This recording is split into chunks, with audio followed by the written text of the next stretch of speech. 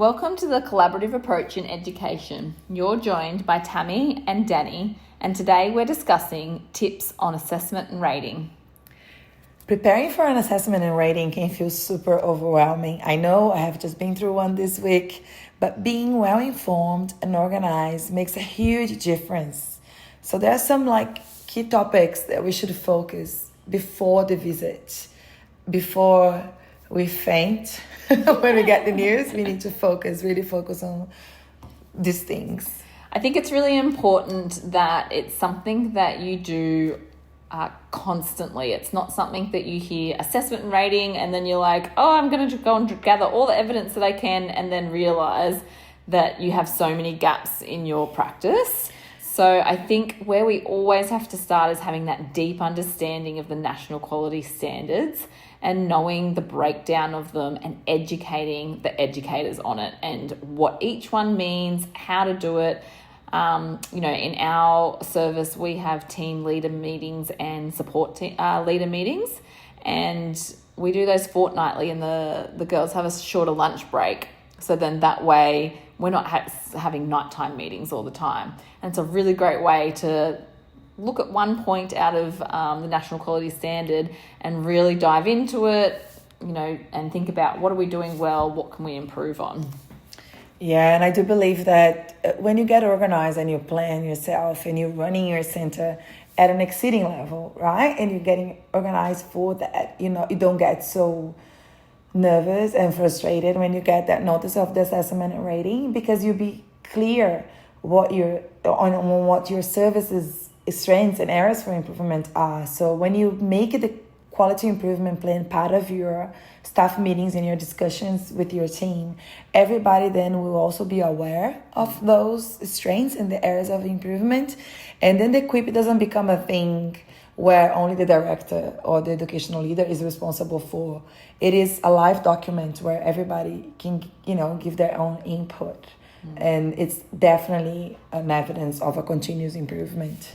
Yeah, I think a lot of people overcomplicate the QIP, and by doing that, they put everything into it, and they really just need to focus on what it is that their service needs to improve on. Because if you put something for every single area, there's no way that you can be focusing on one area to achieve and to, make sure that you're doing it correctly. I think too, with the quality improvement plan, it's really important to be ready to discuss the changes and improvements made over time, right? And to sit down with your team and be able to get their input in that, and then make it clear and focus, have small goals for each area and not having too many, because really you can't focus on all of those. So making sure that you set some goals, like a small number of goals for each area. And then you review that when you accomplish that, then you set up new ones. Yeah. I think too, don't be afraid to highlight that in health and safety, sometimes you're not always getting it right. Because I think, supervision is something that we always circle back to, because people get, complacent in it. And so I don't think I think it's something that you should really think about. Do we need to put this in the QIP? And as an assessor coming in, they think, oh, it's so refreshing to see that somebody is, being really honest about where they're at with things, and they're working towards improving it.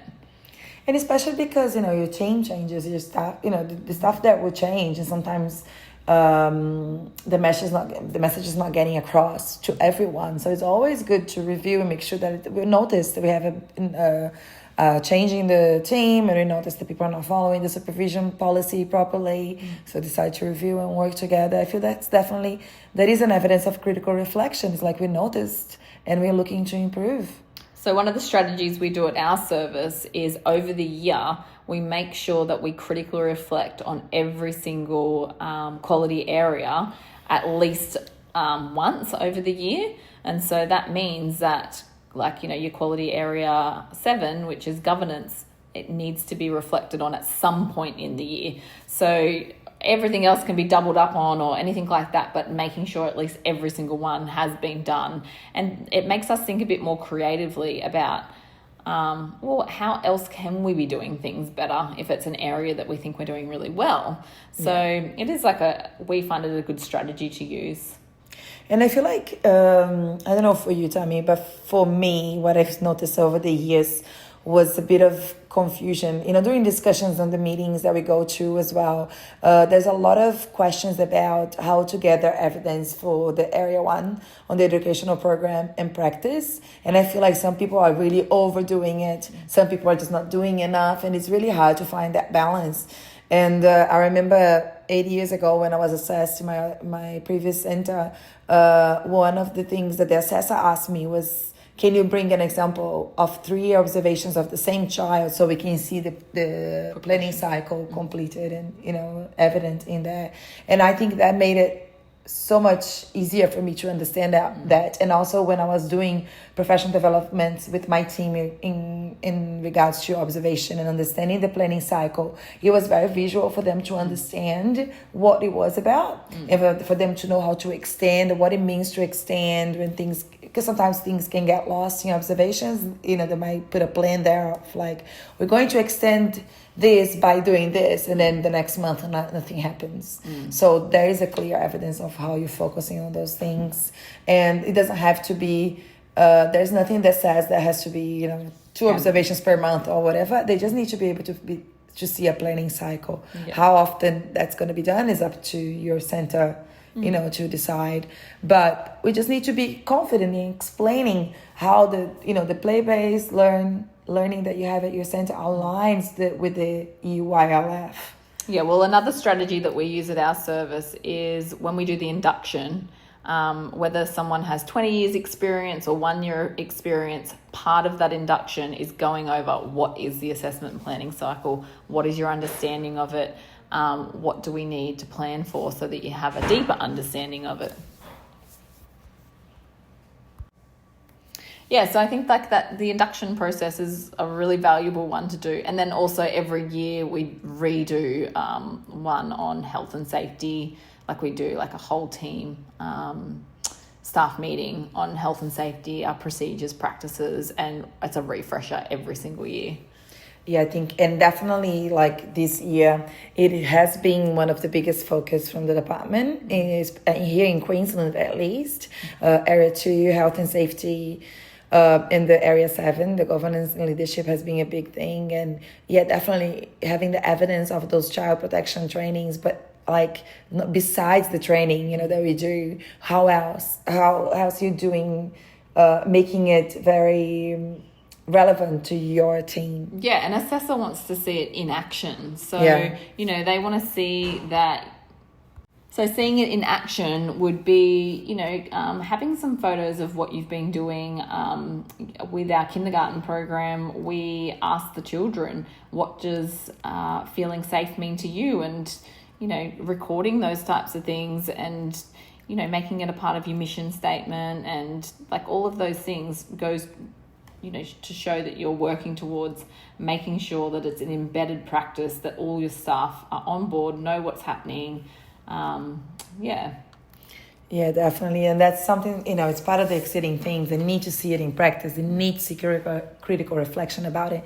And also how the families and voices are included in it, and the children's voices too.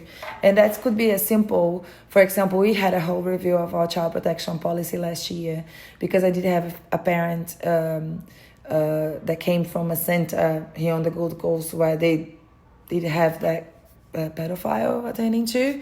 So she was a bit concerned, and she wanted to know how our policies worked and how you got the families involved. And so it became a huge focus of ours last year.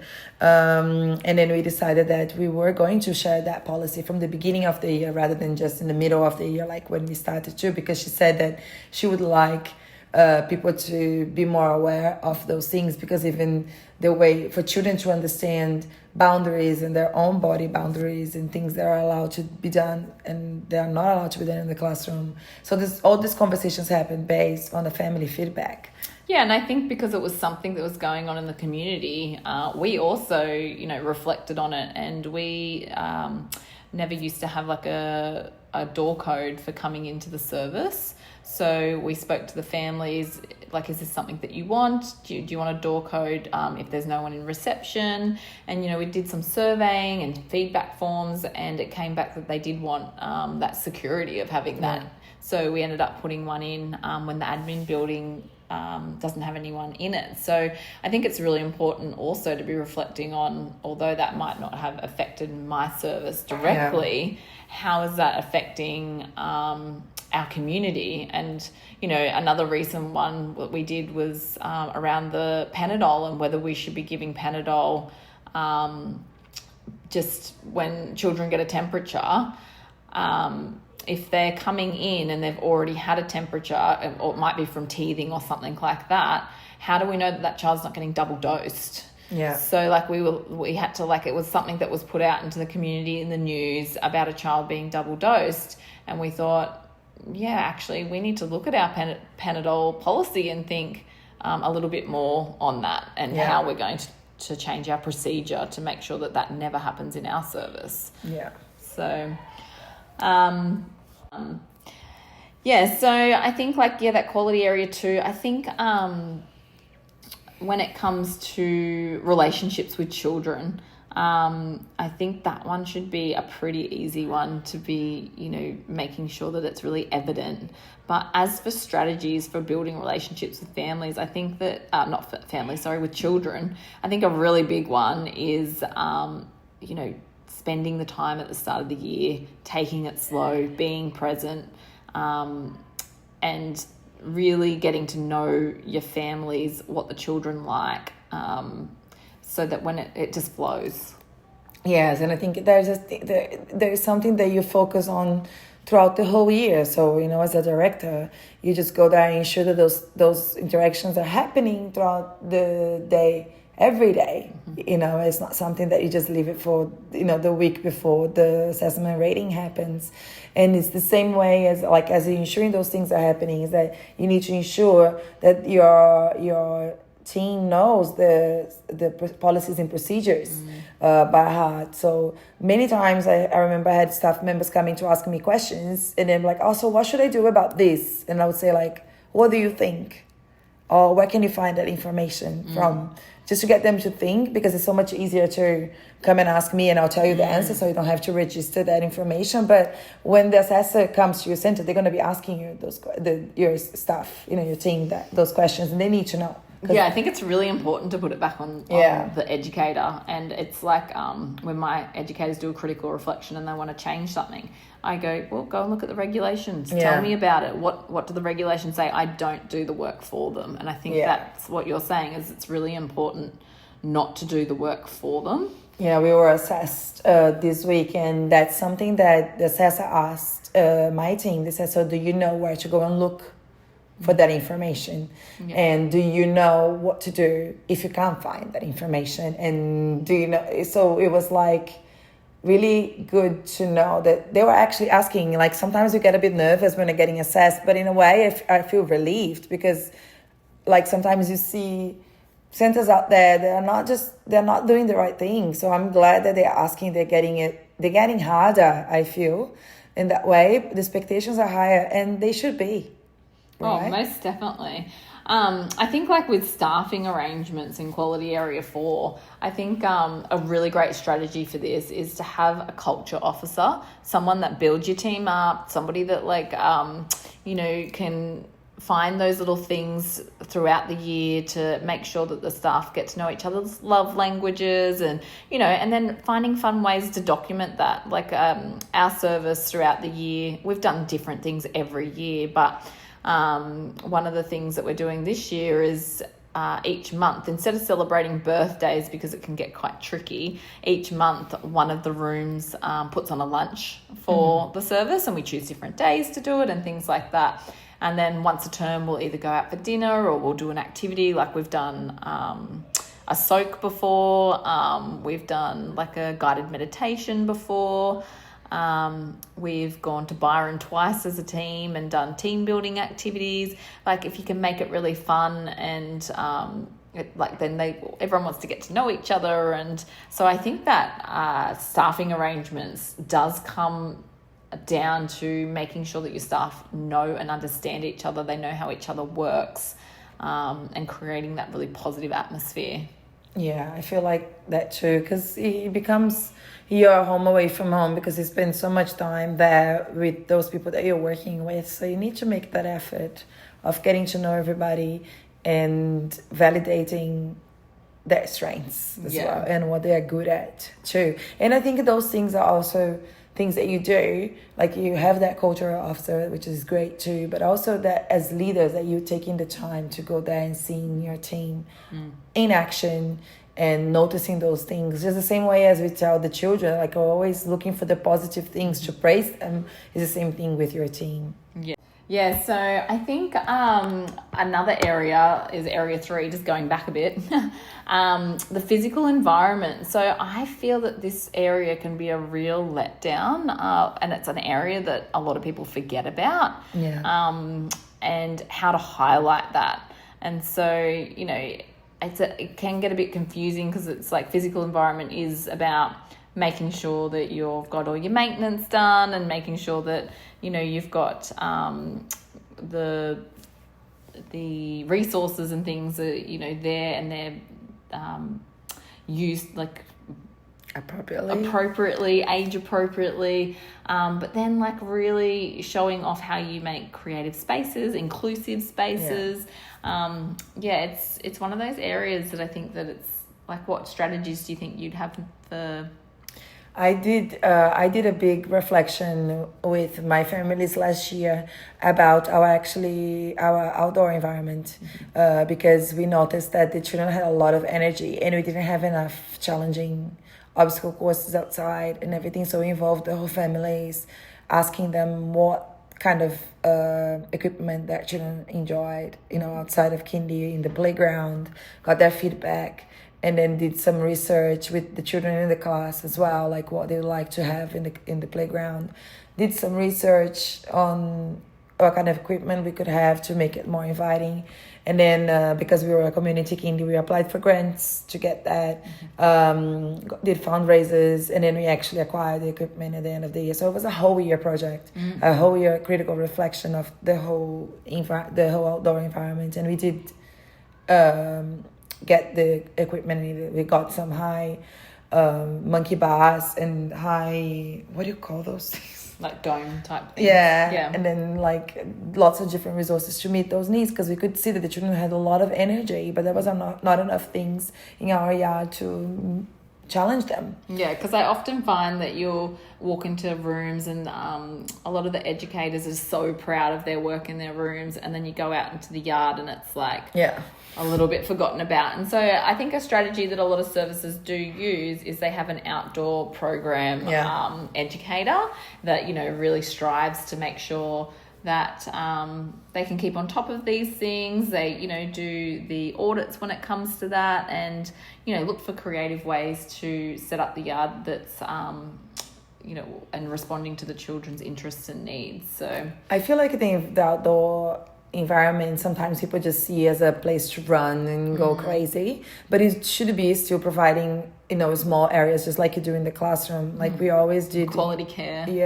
And like getting those engagements from staff is not an area that you just sit down and lazy supervision, you know, and like you still need to have opportunities to engage with children, have small group activities, sensory play, you know, have a lot. You can have all that mess you can outside. It's easier to hose it off later. So thinking outside the box.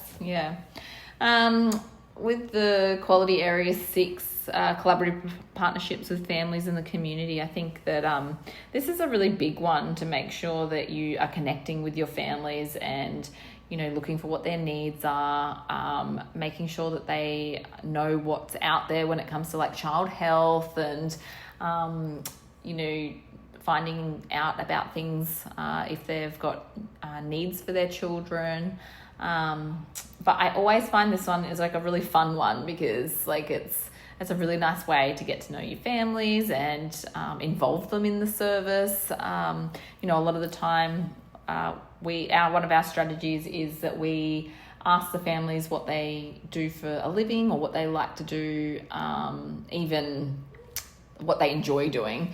And so, you know, we've had art classes, we've had photography classes, we've had like all these different things that like have come in, and I think it's so important that we educate the children on, you know, what our mums and dads do, and or even wider than that, our grandparents have come in and done things, and it's just such a nice way to connect with families and for the children to connect with other families as well. So yeah, and especially going out to the communities, you know, like I know that's a bit, many people are doing that already, but like visiting the local aged care next to you. I had the aged care coming to visit us once a week.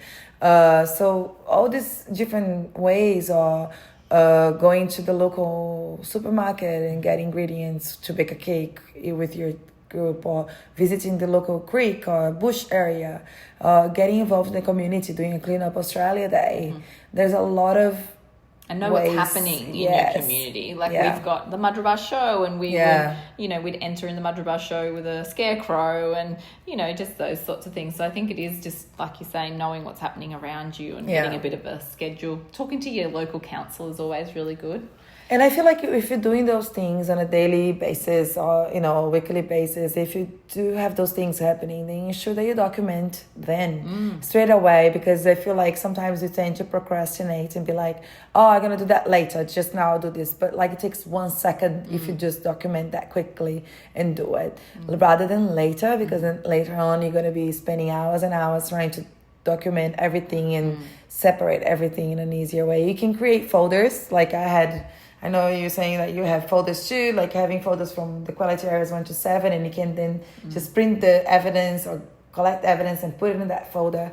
And then later on, if you want to go and add to a drive to make it easier for the assessors to see, it's up to you. But find a way that is easy for you.